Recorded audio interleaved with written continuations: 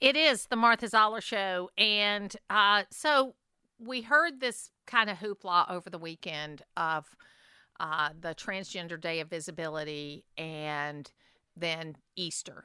And it just really seemed to me like a very tone deaf kind of situation. Now, I get the argument that the Trans Day of Visibility has been March 31st for a number of years, even though it hasn't been, quote, celebrated with a proclamation until the last couple of years. But there's also about 20 other days that the White House recognizes this group of people over the course of the year. And Easter does move around, but it just seems tone deaf that they would be pushing this all weekend long during the highest Christian holiday of the year. Joining me right now is Michael Levine. He is a PR expert and an author and gets with us every couple of weeks. Michael, how are you? I'm pretty well, dear friend. How are you? I'm good. I had a great weekend, and, I just was really kind of disconnected from this particular controversy until I started reading about it Sunday night. But it does seem to be a tone deafness. And then the president goes on to say, I didn't do that, which does beg the question, who's in charge?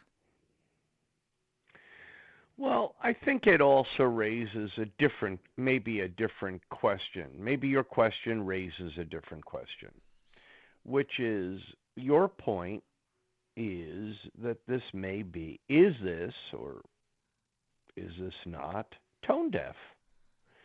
And I think then a further question ensues, which is it tone deaf?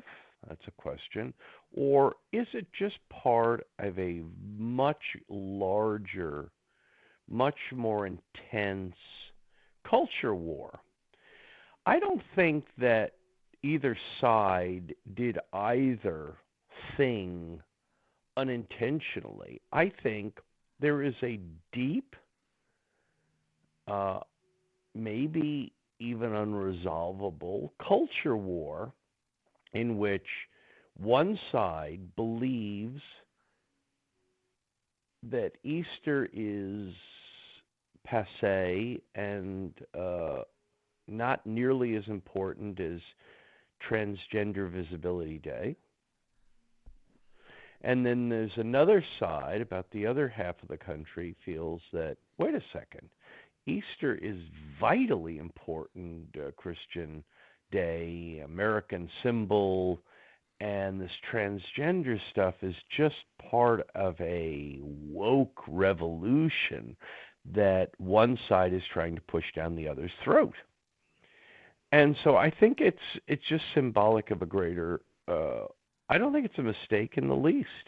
I think each side believes what they believe. I think if we polled Democrats going to the Democratic convention, we took 100 of them and we said, you think this is, pretty cool, pretty good idea? Any problem with it all? No, great, fantastic. We should do it more. More. 1 day a year is not enough.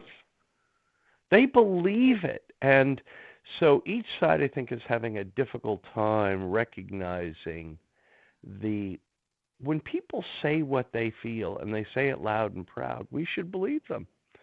So there we are. And it's very, very, very concerning, deeply concerning. So your point, in my opinion, is valid and important to raise. But the question is it some kind of accident? Is it merely a little bit of tone deafness? Or is it deeply held?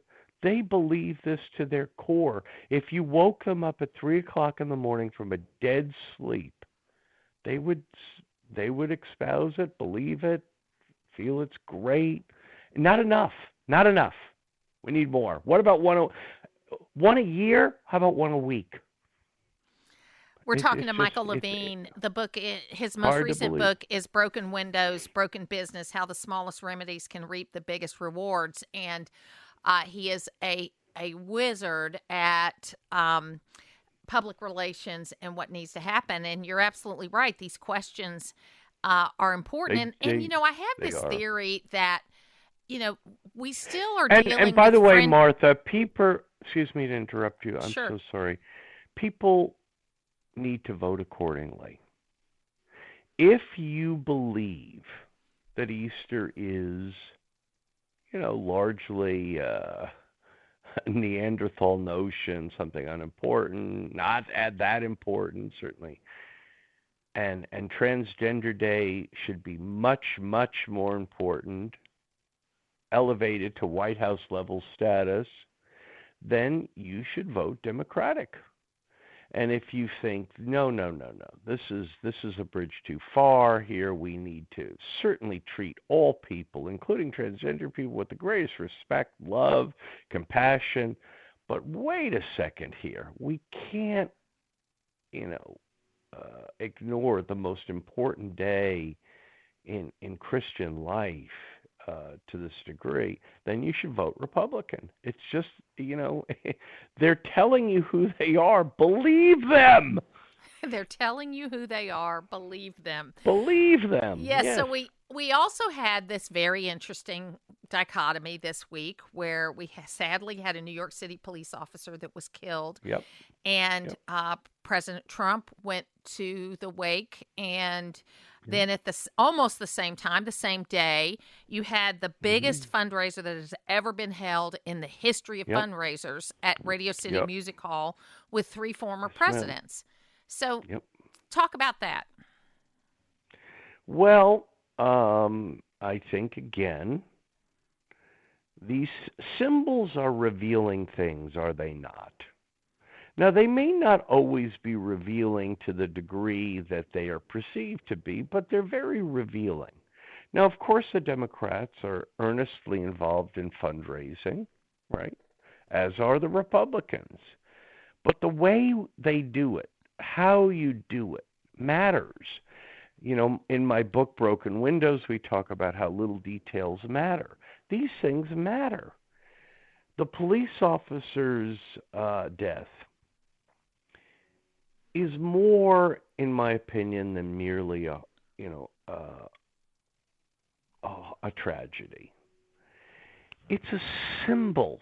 It's a symbol of a city, in this case, the largest one in the country, but of many, many, many, many, many, many cities that have grown out of control.